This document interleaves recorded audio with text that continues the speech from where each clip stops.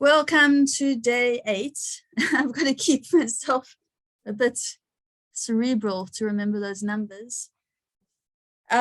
So we're on our Friday session. Welcome to the Wisdom of Birth intensive.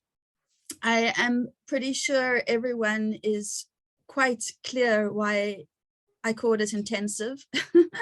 My husband and I were joking last night, and I was just feeling so many things, and he said, well, you did call it an intensive. And I realized I kind of go right to the guttural and yeah, gory, intense. They're like, so it's so weird, us women. I'm apologizing to you. I'm like, I'm sorry, it's so intense. I'm so intense. I'm like apologizing for myself. There's been so many reflections like that for me in this, doing this also, and taking up a baton of showing up. When you have the idea, and when you have this birth of an idea or a baby in your head, you kind of like, I don't know, we miss like that there's like some really not hard but challenging steps that come to actually producing that idea that you maybe like didn't really expect or think about, because the idea was just so magnetizing. And that course has really been like that for me from the moment I had like the conception of this idea to try and fit more things into my course, because that was what I was feeling we needed to do. So we birthed this intensive, and I knew once it was there and rolling that I wouldn't be able to get out of it, and that it needed this kind of attention from me, which was maybe not the best thing to do where I am in my life right now, because we're moving houses and moved countries, and but this is how I do things. And the growth of being able to produce this has been so like deep for me on many ways. And I came to a realization, like just this morning, it became very clear to me that birth work is not only about birthing a baby, a human baby, and the kind of the receiving I'm doing from you who've also expressed things to me during this course are coming from making those connections also, and kind of like, I'm not sure why I'm doing this course about birth, but it's exactly what I need right now. and I'm receiving your letters. I find I don't have the capacity right now to respond fully to them, because I'm not, I guess I'm still just holding this container and being in it. But I'm integrating it, and I'm processing it, and I'm receiving it, and I'm hearing that that's a pull or kind of a passion or attraction we have for womb work, or for birth, or for supporting women, or for supporting creation and seeing birth,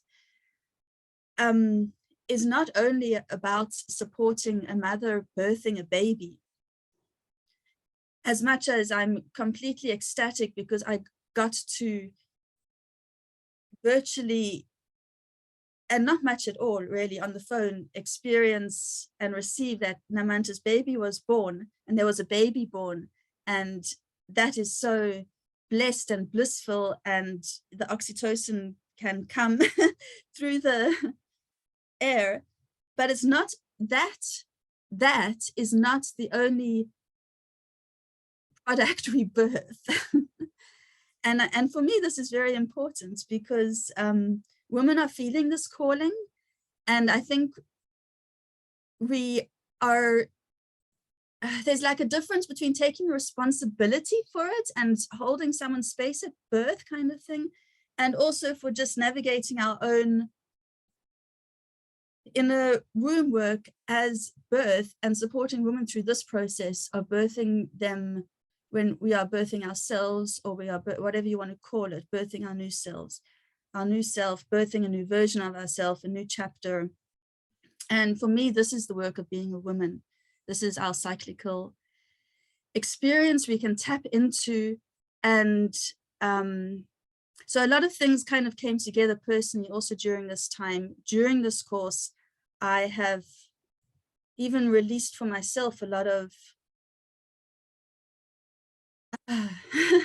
hard things, like all of you guys too. Yeah. So so yesterday, eventually I realized that these hard feelings I'm feeling aren't all mine. And that and eventually I also reached out because a lot of me was feeling like, and this is important if you're in birth work or anything like that, when you are the container, it's so hard to make a container for yourself. And I am one that just creates containers for myself, also in creating containers for other people. But it's so important to just really have that container for yourself. And when you don't, to not blame externally for it. So it's like addressing these big things that come up and that have come up, and going, despite all that, despite all that, despite all that, I'm going to show up. And that for me is like a birth, because it's despite you not having the candles ready, not having the marriage ready, not having the whatever you think you have to have ready to have a baby. That's got nothing to do with the script of like, if we really are ready or not, you know, and actually embracing that moment in birth and in birthing our own dreams and plans, when you like, you know, the only thing you can do right now is hold tight and make your decision and act on it. And if you're not tuning into your womb, those actions are scary. But if you're tuning into your womb, you know, you can also fall back into that place of deep support, because Mother Nature is just doing that all over us. So with all of that going on, and me probably working quite a lot in an internal vortex, which is fine, you know, feminine, we're allowed to vortex and bring in the chaos. I didn't manage to create a template for today, but I did write down a lot of things. And I'm going to start with a meditation, a visualization. Does that feel good for everyone? So if it doesn't, you can just be present or hop on later. And then I thought, you know, because I've got the second voice that like, but Gory, maybe that's not the best thing. Or maybe there's something better. Like, okay, shit, maybe there's something. Maybe I shouldn't do it in visualization. Maybe we've had too many visualizations. No, we can never have too many visualizations because we to take that time to come back into our center. And I hope in me just like being really honest about my processes, you can kind of relate to how silly we might feel when we second guess ourselves and where that self-sabotage comes from.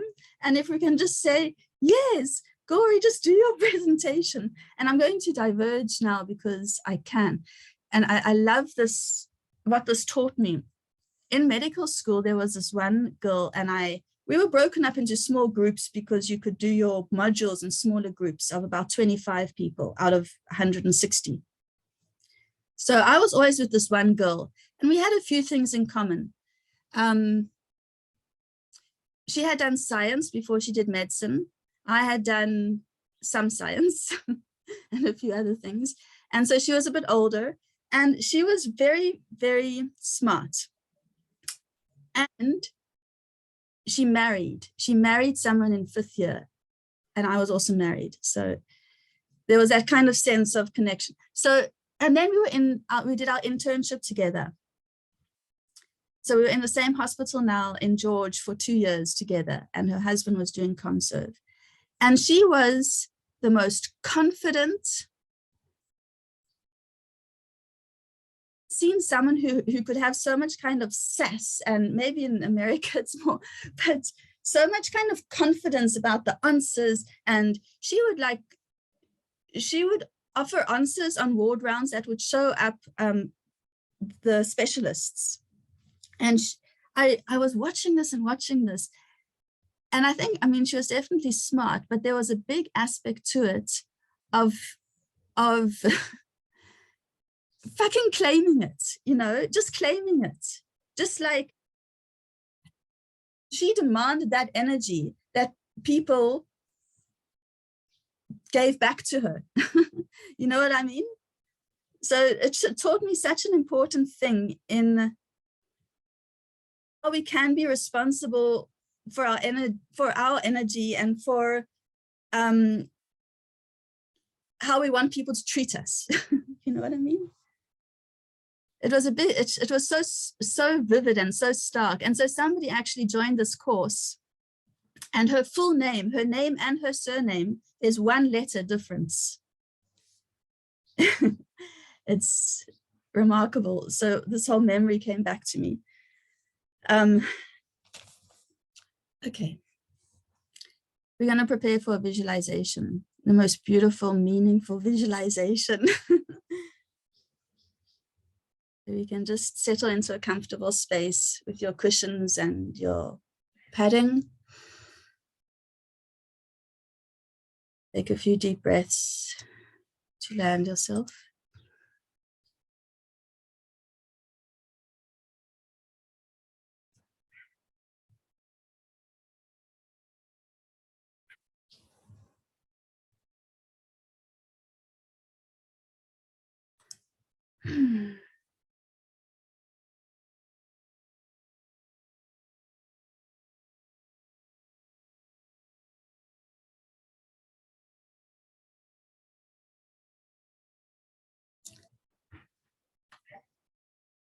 Just allowing your whole body to align into your breath. As you can just feel it deepen and soften.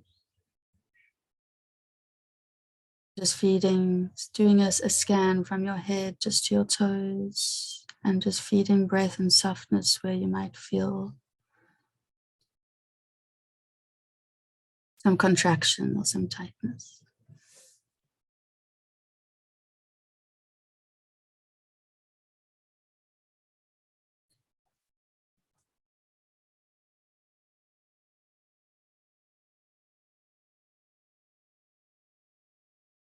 And in your mind, you see some fields ahead.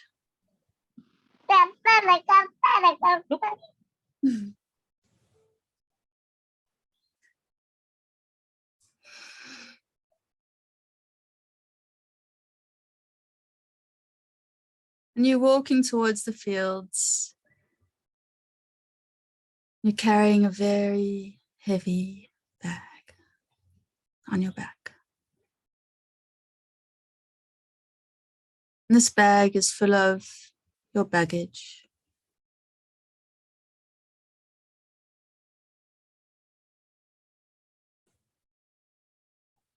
It's maybe got some emotions in there, maybe some stirrings that have come up in the course, or memories, or just feelings, or surprise feelings, or something that's bagging us down that is in that bag. As we're entering onto the surface of the fields, there's actually a door in front of us, which we have to go through to enter these rolling fields. And you can imagine what your door may look like. A simple door, or wooden door, or fancy door. What the doorknob might look like. What it might feel like as you put your hand onto the doorknob. You walk through the door onto the green, lush fields, which are so beautiful. They're just rolling. You go through the door, and now you're walking on the fields. And you're surrounded by bright green grass with pink and yellow flowers, and you keep walking. There's quite a way in the distance, but you can see that the hills kind of come to an end as they become one with a sandy beach. You aim to go to that water. You can see beyond the beach, the sand, there's a huge ocean of water. And you want to go there.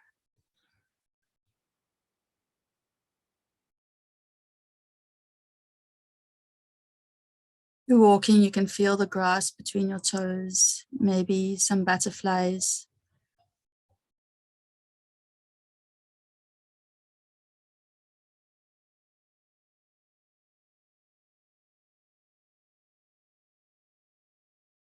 You can see the sand is coming closer and closer.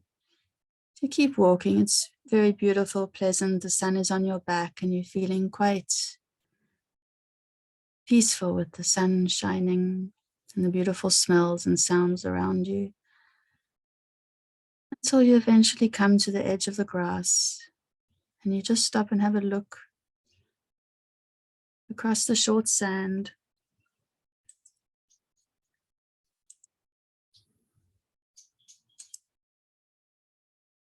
Where you see the sea. You see the waves rolling and you look beyond where the waves are breaking onto the sea and you can see this huge ocean right to the horizon where the sky is meeting this huge body of water. And you can kind of see the waves building up from far and coming closer and breaking on the surface. Kind of take a deep breath just to inhale, to imbibe this vastness, this ocean of life before you, this big body of water. You're still carrying your bag, so you start moving through the sand and onto closer to the water. You put your baggage down, your bag of baggage. In your own way and in your own time, you're going to empty that bag into this huge body of ocean, which can just absorb this emotion and transmute it. Just carry it away.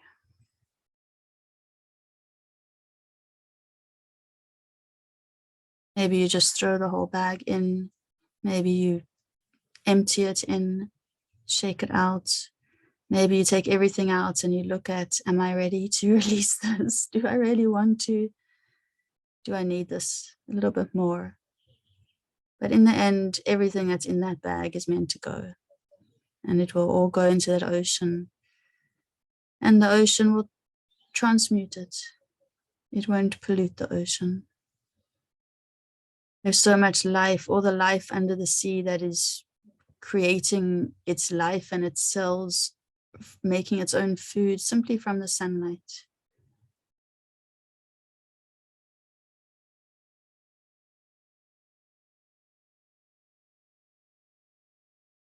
In the distance, you see a wave coming forward, and you can just feel this wave is holding something very special for you. It's bringing a message for you. You can watch the wave coming closer and closer, building up as the waves do, and then crashing with other waves and becoming white and becoming translucent and building up, and it's getting closer. And you have a sense of curiosity because you can feel that there is something very special there.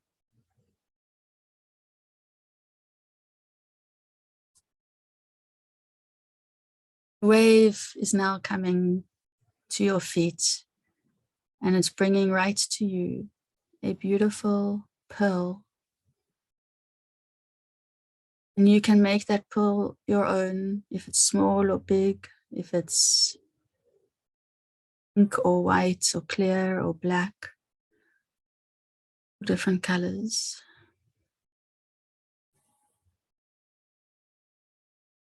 And you take the pearl And you hold it close to you because you realize this pearl contains a sacred message for you, coming from the abundance of the ocean, coming from Mother Nature, from Goddess Mother Nature to you. It's your sacred message. You hold it close. You're receiving the message. Might be a word or a feeling or a gift or an image.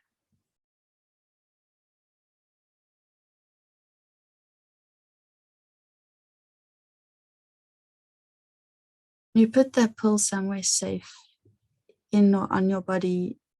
It goes in where it's going to be kept safe, but on you because it's a message you will always have access to. All you have to do is reach out to the pill and feel that again. And you look back over the ocean and you realize you feel much lighter. That baggage has gone.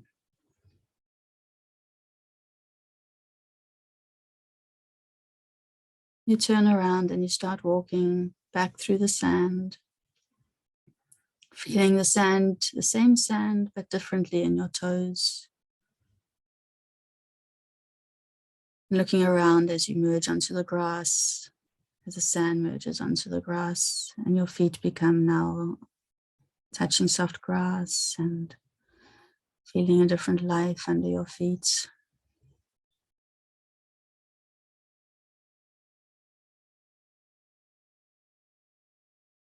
And you come back to the door.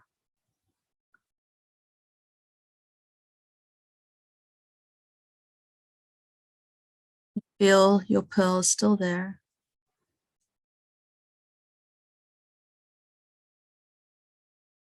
You know you can access this pearl for any time you need a reminder of this message, or you need to come back and release baggage. You go through the door feeling grateful, connected, supported.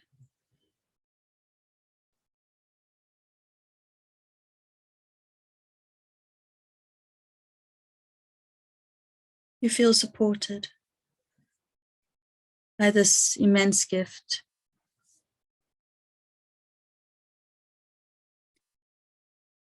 Through the door, now you're coming back to where you are. Becoming aware of the sounds around you, maybe birds or cars or people, animals. Become connected to how you're sitting in your chair.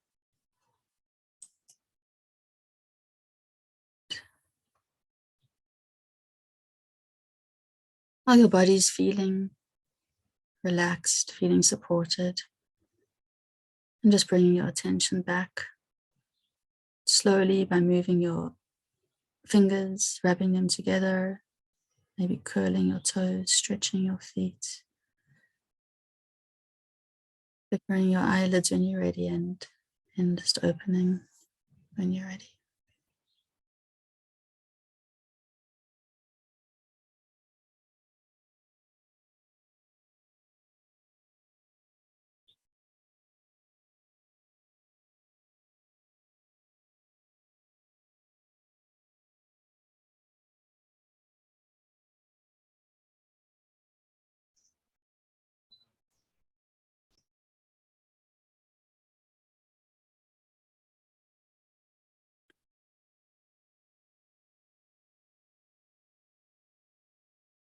So welcome back. The Zoom Wisdom of Birth. I did that meditation a few years ago, and it was such a moving one for me. So I thought to repeat it. How was it for everyone? If anybody wants to share a message that Pearl gave them or in any part of it. or the experience for you? The first time I did the meditation, I put the pill in my mouth, and the pill said that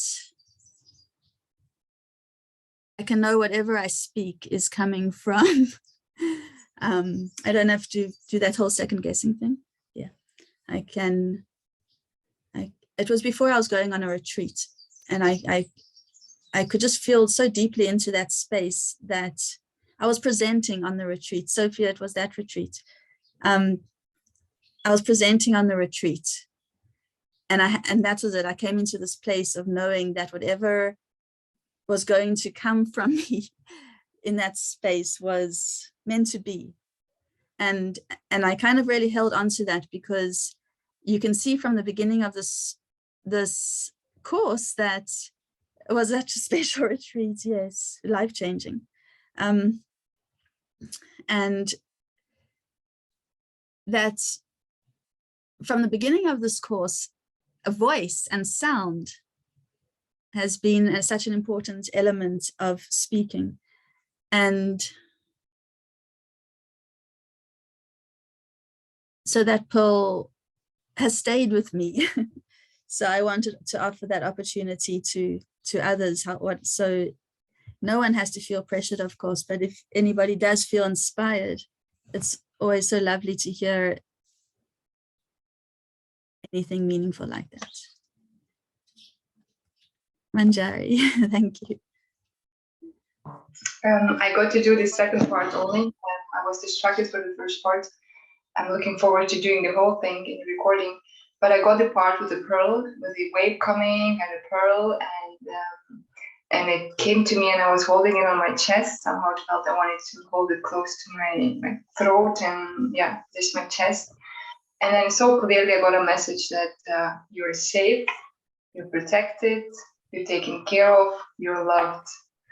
And I feel this is so meaningful to me because, yeah, like there's so much pain and hurt coming out in so many ways. Also in this course, so many things are being triggered and traumas coming up and memories and visuals and all that. So it just feels so soothing. And yeah, I feel like I want to keep that message with me to remind myself on a daily basis. I've actually like kind of started evening meditations, like just self-soothing and reminding myself how beautiful I am, how safe and cared and loved. And it's interesting that the pearl said exactly that, what I need to hear and what is helping to me on my healing journey. Yeah, thank you, beautiful. I want to do the whole thing with the letting my bag also, like leaving the bag behind, the baggage. Thanks for sharing, because I think it's there's something about these kind of messages and experiences that we should I think make more part of our existence. Actually, we could consciously choose that, but we like consciously choose like things that make us feel yucky, comparison things and that. Would anybody else like to share? Bridget? Yeah. Oops. Hello. Hello. That was beautiful. Thank you. My pearl was my heart, and it was like picked it up in my hands and kind of just merged into my heart, this light. And the message was that is my gift, my heart, my energy, my intention, my light. Doesn't matter what I know, like how much studying I do, how much information I take in, what I say. It's just my heart that is my gift. Yeah. So I like that, reminding me to come back to my heart and lead from my heart. Yeah. Thank you. Thank you.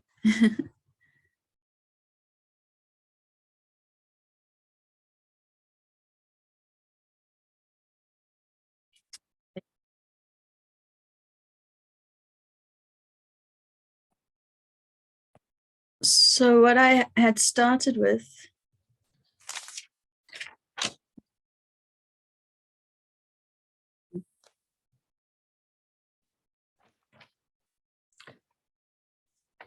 I wrote down a few options of some things.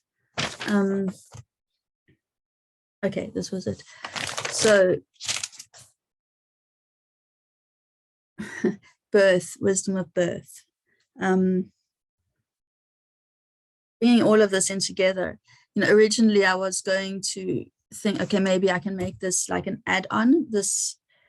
First I thought, okay, I should make Friday shorter because we're going to all be feeling Friday.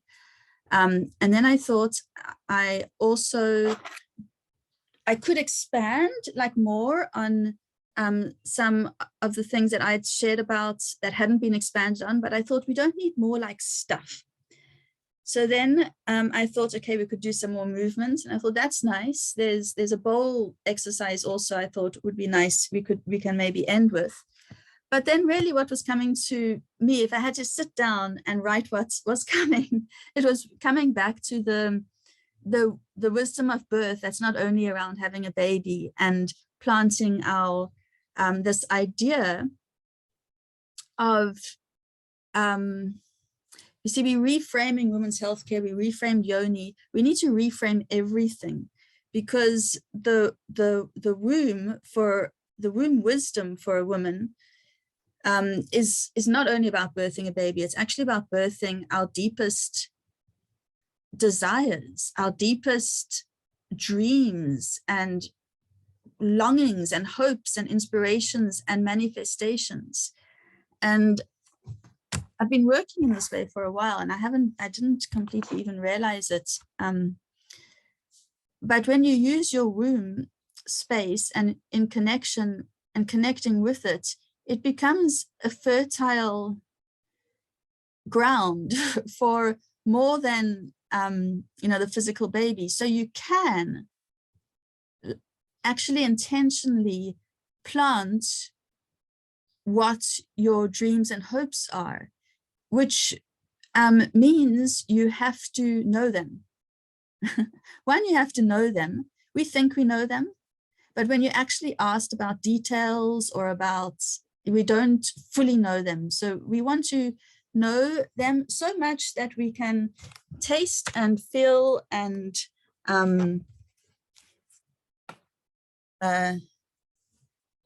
experience it and embody it. Like this girl who I mentioned from my studies, who was so confident, is like, if you want to be confident, we need to start practicing and feeling into that confidence. So we need to really feel more tangibly our dreams and our manifestations, more than just like I want, or so we get into vision boards. You start creating more like that. You start putting what is here just more and more, so you can, like Divya was saying, you bring it in with your senses. Divya, you were saying that I think last Friday. When you are touching things and you are bringing them into different experiences of knowing.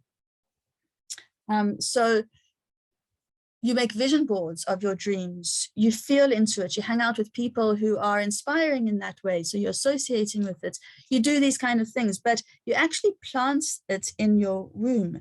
So you might go out on new moon, we've just had new moon, or you might go into a natural place and you will focus on this intention, but it won't just be like you actually do something for it. So you're bringing it down, you're embodying it more.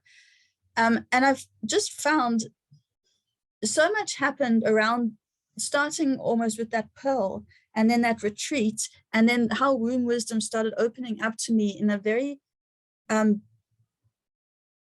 I guess, metaphorical but practical way of planting our seeds, nurturing our dreams by following our womb's guidance, because our womb's guidance wants us to own and manifest what we are planting, because it trusts that what we are planting is what is good for us. It's what is our shine. And so when I say shine your shine, it's not like shine, it's like fully shine your shine as well, whatever. But it really means tap into that which fills you with passion and love and hope, and feed that. Don't be ashamed of it, and don't like think it's not. Just look how uptight my shoulders always go. Whoever's just shoulders, just like see how, if your shoulders are tight, and loosen it. And I'm like, can you feel what I'm trying to say? I know there's better ways to say it, but part of the exercise for me is finding my words of saying it. And you will find your words of saying it and expressing it and owning it. But this is, I'm going to just tell you a story because it just explains it the best. And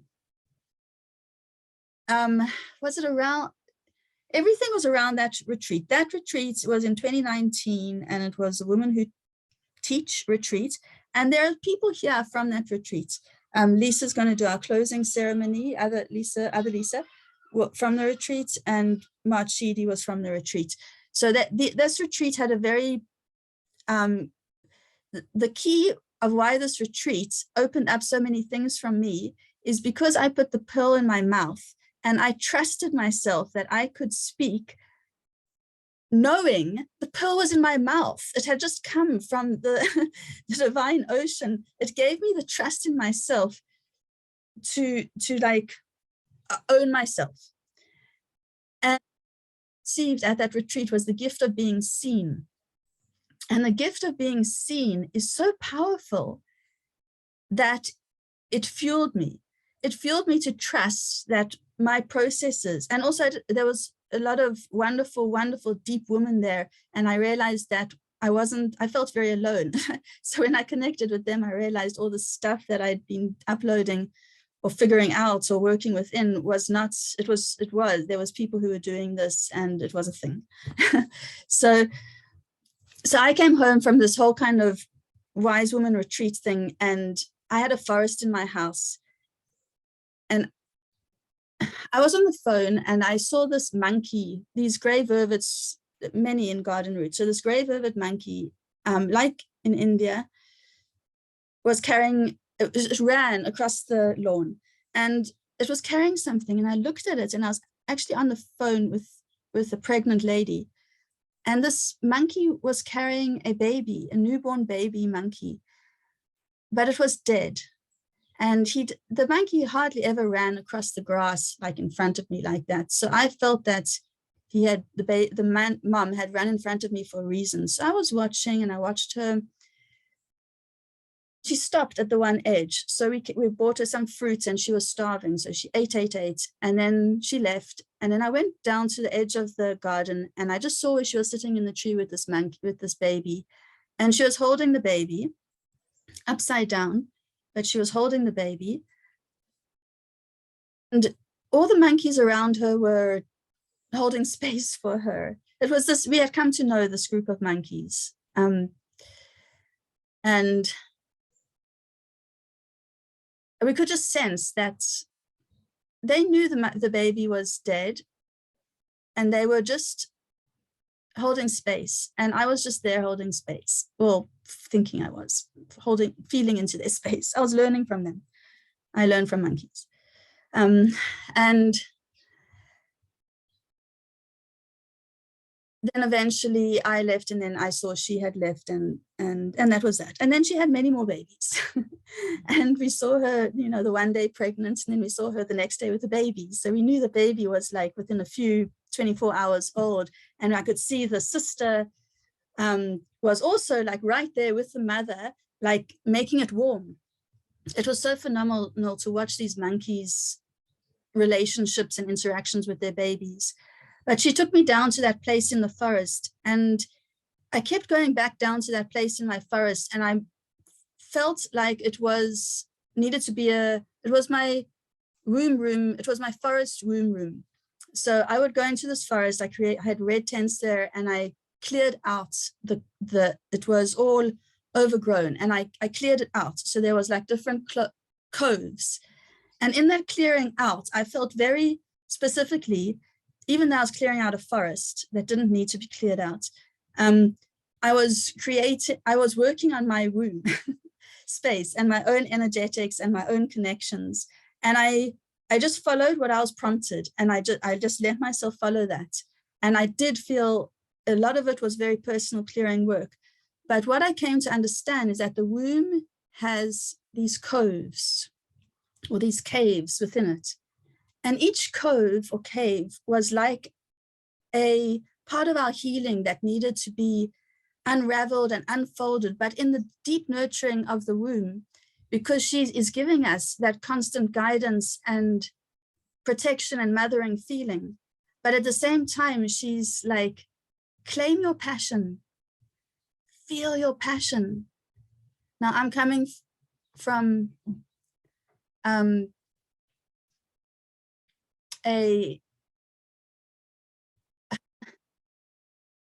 has been very shamed for me to feel forever, really. You know, to feel passion is so vulnerable. To show your passion is so naked. You know, to own that you have a passion is so selfish. It's so like, you know, can women show they're lusty? I've been so judgmental, you know, so the womb is unfolding these things, but I kept following its guidance. So I would go and I would just lie down on the ground and I'd be there receiving, and I would receive. So I was in the one cove, and I got this feeling about my menarche. And we know if you've done some, you know, women's healing work, menarche, we need to go and we need to readdress our menarche. And there's you know, we're reframing everything. So we can't do it all here, but menarche needs to be reframed. So I went back into my menarche. Why does menarche need to be reframed? Menarche is when you have your first period. I was like, mine was pretty like there's nothing so big or bad or dramatic about it. But menarche, and then I suddenly realized what was happening in my life at that time and what was happening in my mother's life at that time. And I realized that my mom was divorcing at that time. What was happening in my life was pretty huge. She was divorcing my stepdad. But I realized I had kind of downloaded a lot of my mother's inner experiences and projections around that time when I was solidifying my becoming a woman kind of time. So it wasn't anything specifically around the physicality of the bleed necessarily, but it was around the social, inner family, social kind of emotional experience. So I realized things like this are important coves in our womb. It also, you know, it reveals the matriarchy line. So going back in, like we were saying with primal imprinting and that, so you know, going back and finding out what are those DNA ancestral kind of cultural inheritance that we might feel that we might not feel are ours. And a very beautiful person to help with that work is Charan Surdar. I'll write her name here, Charan Surdar. She's British Indian, I guess. Whoops. I might not have got the spelling completely right, but it will come up if you Google that. Maybe the H and the R the other way around. And she does,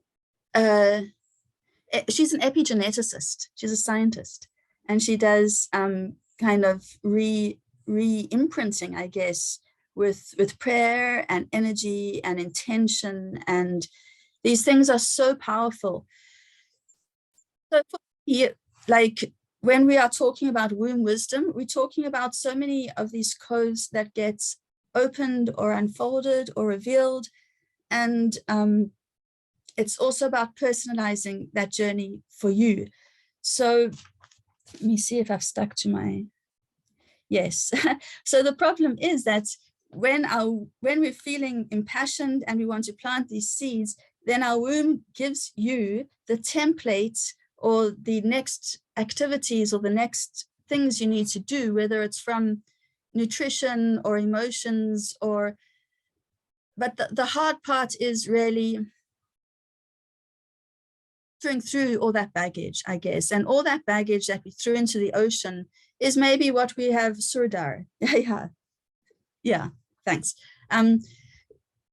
Is that baggage is what we have from our own primal imprinting, from our parenting, from our birth, from our, so it brings all of birth into it like that, that our own birth or our, our own, whatever we're bringing up in that baggage.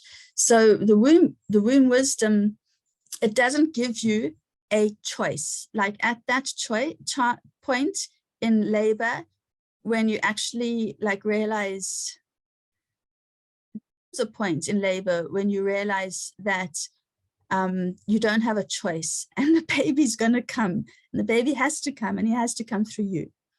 And at that point, it's like that point we come to in our womb wisdom, that you actually can't wait around hiding or defend behind our defenses, because it's that is stopping us from claiming our shine. It's not that external reason. It never really is. And Lisa Davis, who's closing the ceremony, she shared something that just really summed it up. And it was, it's always an internal journey. It's always an internal journey.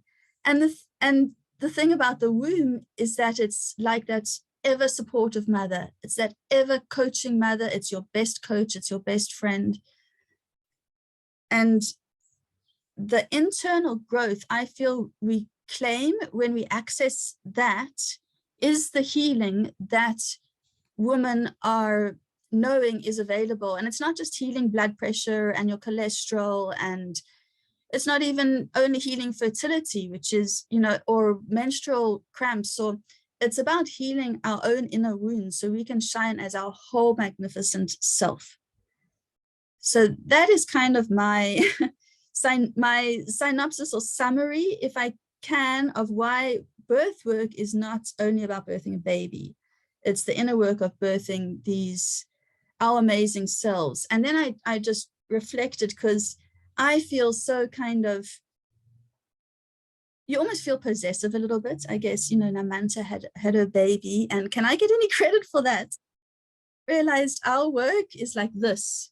Shine it back. You're shining it back. You're just reflecting back. She was so amazing. She did it.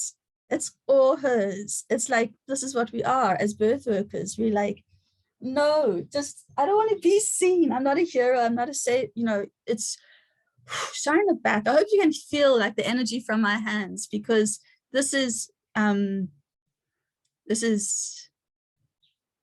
feel so much joy to just see someone shining.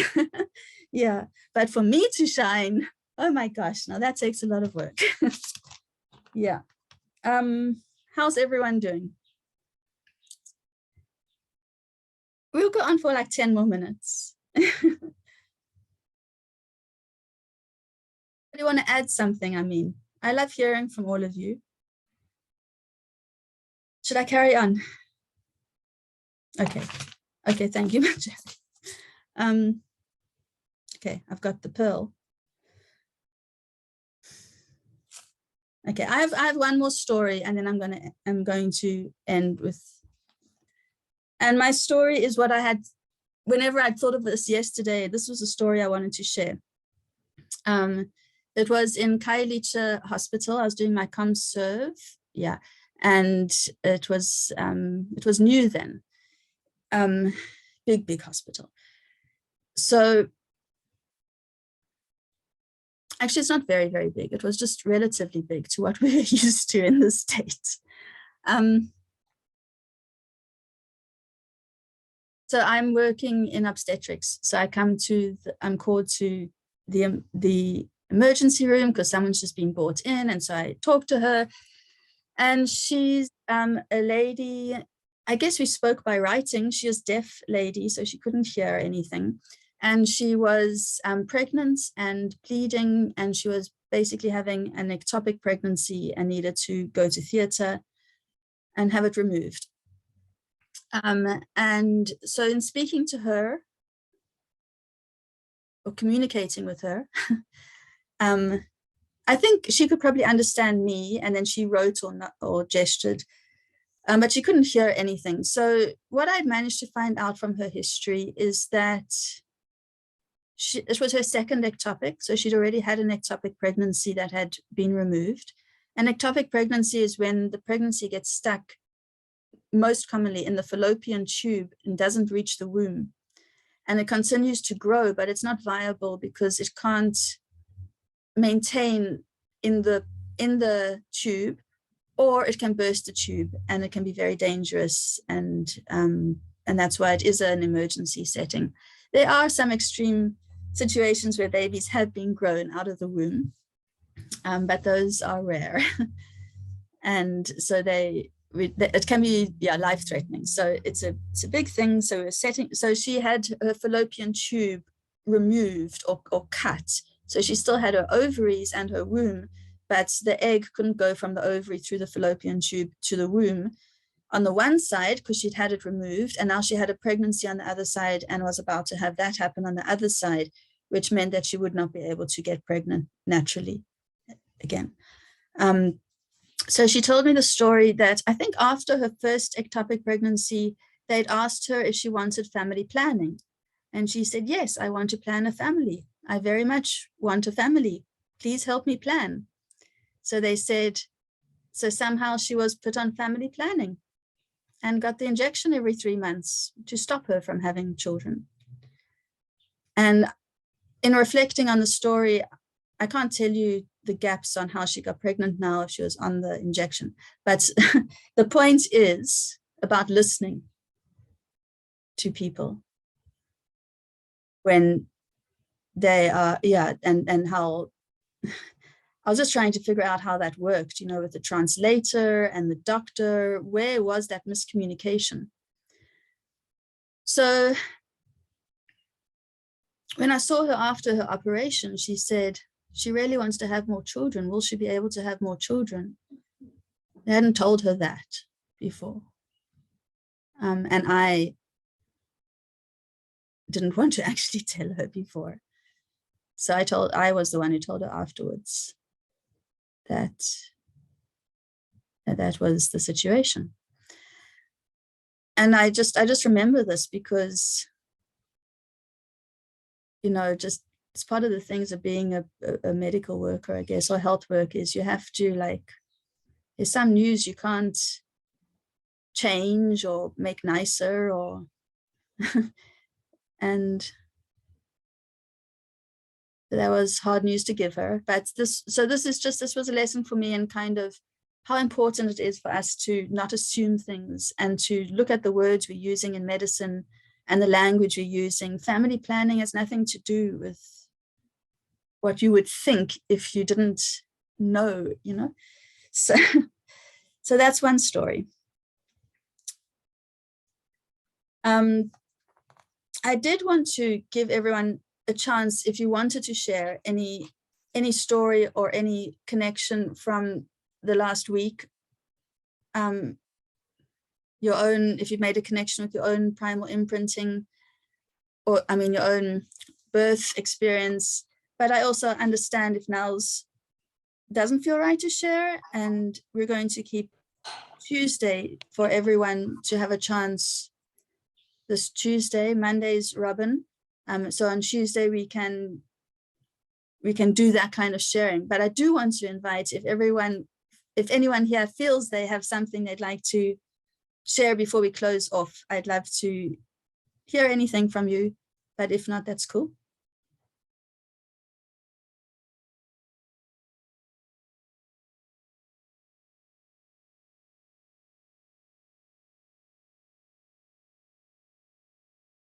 Okay, so what we're all going to do this weekend, if you want to, you can also save it for any time, is plant your own baby.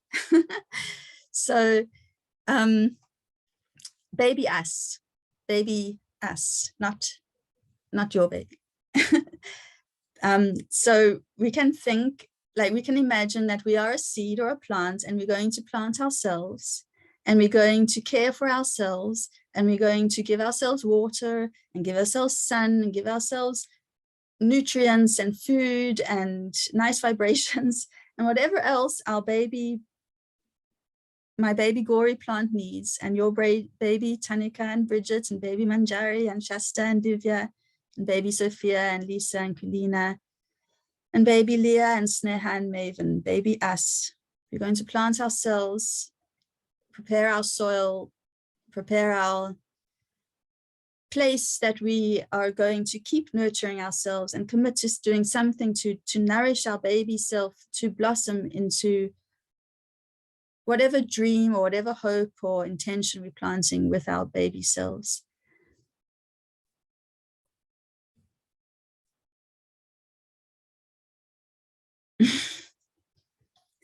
And 2 other things you can do to just connect into your womb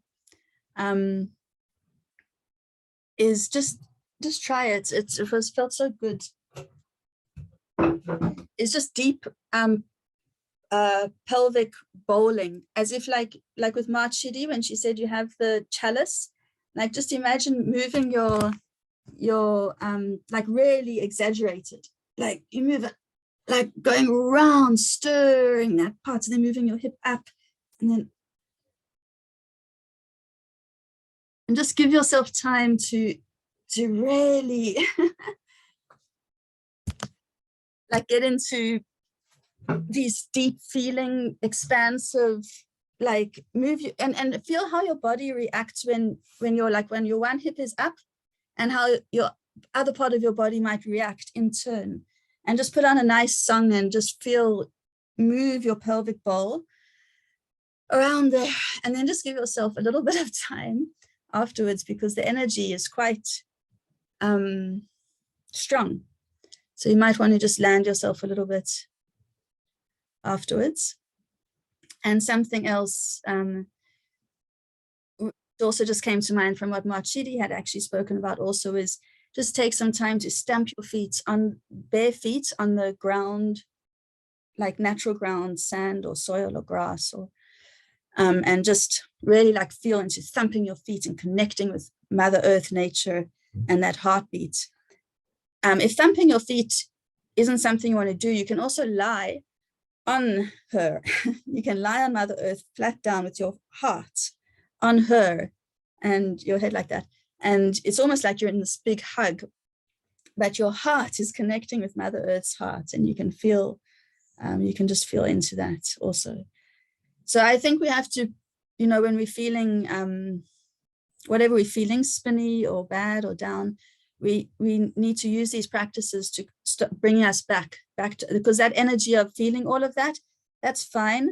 But we don't want to stay there, because we don't deserve that.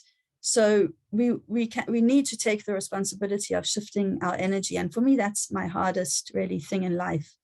So I'm sure it's other people are with me on this. So the more practices we can have that can help us just transmute our energy and give us permission to feel joy and love more than we give ourselves permission to feel cuck, we can start living that high frequency that we've planted, that we actually are living.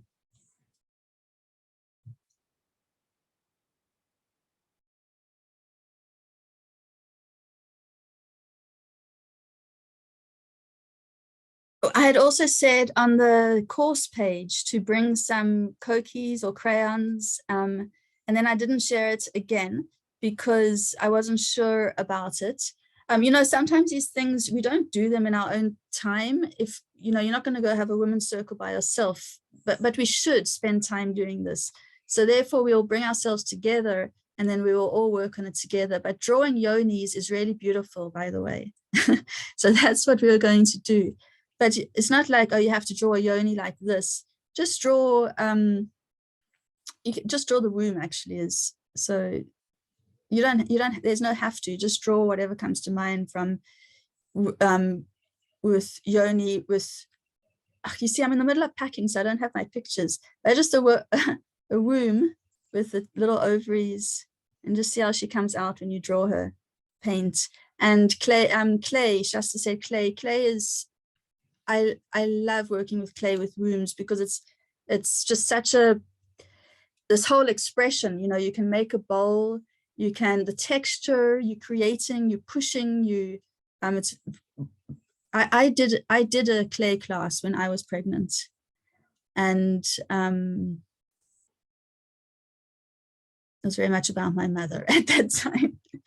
Yeah. So clay is also very beautiful. I mean, just working with art, just using our creativity to integrate and move our emotions through, it is very helpful. And then looking at beautiful creations we make without judging. Okay, so I wish you all a beautiful weekend. We'll see you for Wisdom of Birth with Robin on Monday.